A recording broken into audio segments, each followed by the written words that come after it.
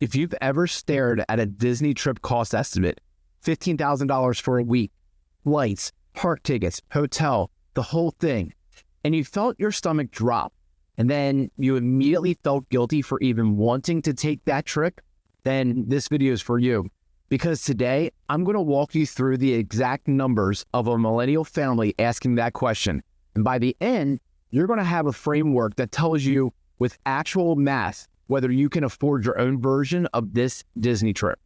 Hey, I'm Ryan Canfield, and I'm a financial advisor. I'm a millennial, and I am a dad of 3 kids who have opinions about where we go on vacation very loudly.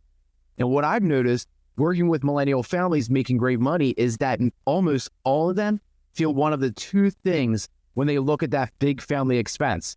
Either they feel guilty for spending, like real stomach not guilty, because every advisor they've ever talked to, every book they've ever read, and every finance influencer on TikTok has told them one thing: save more, wait longer, maybe someday.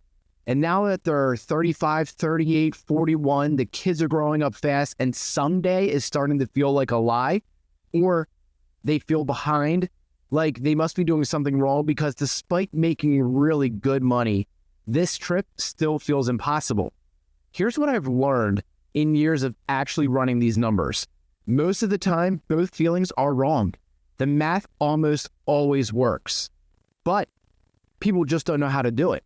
So today, we're fixing that. We're going to walk through a real scenario, a hypothetical family I'll call the Millers, and we'll run their actual numbers to see if they can afford a $15,000 Disney trip this summer without wrecking their future.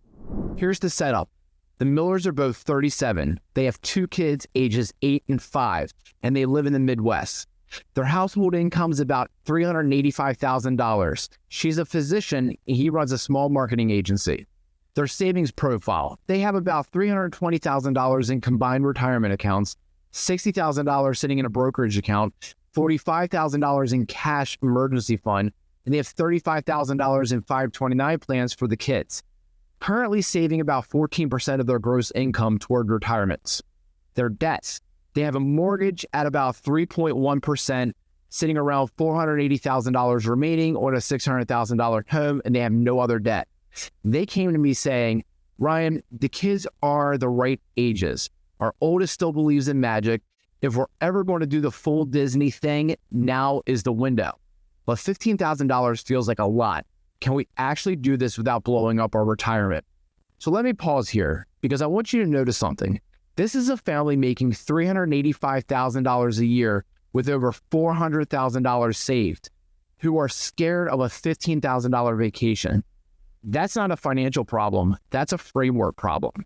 Every time I get a version of this question, Disney, Europe, a lake house, sabbatical, an electric vehicle, you name it, I walk the family through the same 4 questions. I call it Life Now Math. Here's the questions. So the first question: is your savings rate where it needs to be? Not your balance, your rate, because your retirement isn't built by what you already have. It's built by what you're adding and how it grows over time. For a millennial family earning what the Millers earn, most planners would target a savings rate of somewhere between 15 and 20% of gross income into long-term savings. That's a range, not a rule. It depends on your lifestyle, expected retirement age, pension, all kinds of things. The second question: is this a one-time experience or a recurring cost?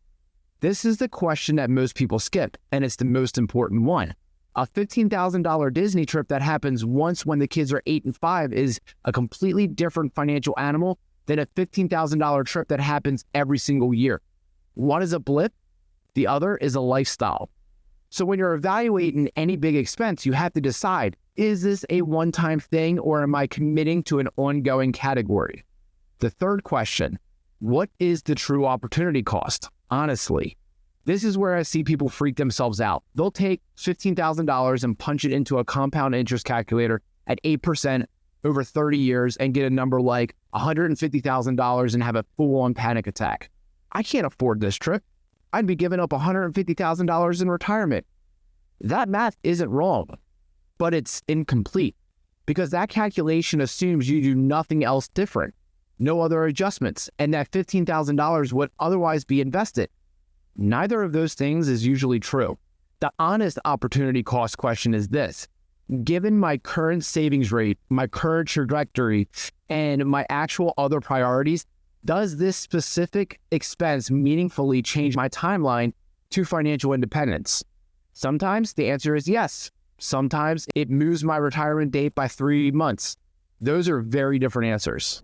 The fourth question: what is the cost of not doing it? This is the one that nobody teaches you. Finance content online almost always pretends this number is 0. It's not. Your daughter is 8. In 6 years, she's 14 and wants nothing to do with Disney. In 10 years, she's 18 and gone. That window is real and it's closing whether you spend the money now or not. There's a cost to saying yes. There's also a cost to saying no. Good financial planning counts both. Okay, so let's run their actual numbers. So the first question was the savings rate. They're at 14%. Target for them, given their income and age, is probably 16 to 18%. So they're a little light, but not disaster light. We want to raise this by the end of the year, regardless if they take the trip or not. Now addressing the second question, is this one time or is this recurring? They said one time. Their normal family vacation budget is about $6,000 a year. So this year's trip represents about $9,000 of incremental spending, not $15,000. That's an important reframe. Addressing the third question, honest opportunity cost. That $9,000 of incremental spending, if invested at a hypothetical 7% for 28 years until a target retirement date, would theoretically grow to about $60,000 of future value. Now that sounds like a lot, but their current retirement projection at their savings rate shows them landing in the multi-millions at age 65. $60,000 off a projection like that is mathematically a rounding error. It does not change their timeline. Question 4, cost of not doing it. The oldest is 8. The magic window is roughly ages 6 to 11. They have 3 more summers in that window. 3. That's a real number. You want the honest answer? They can afford it. The math works. The trip doesn't change their financial future in any meaningful way, and not taking it has a real cost measured in summers with the 8-year-old who still believes in magic. So here's what the Millers did. They took the trip. They also raised the retirement contribution by 2% of gross, which at their income covered the opportunity cost of that trip in about 15 months.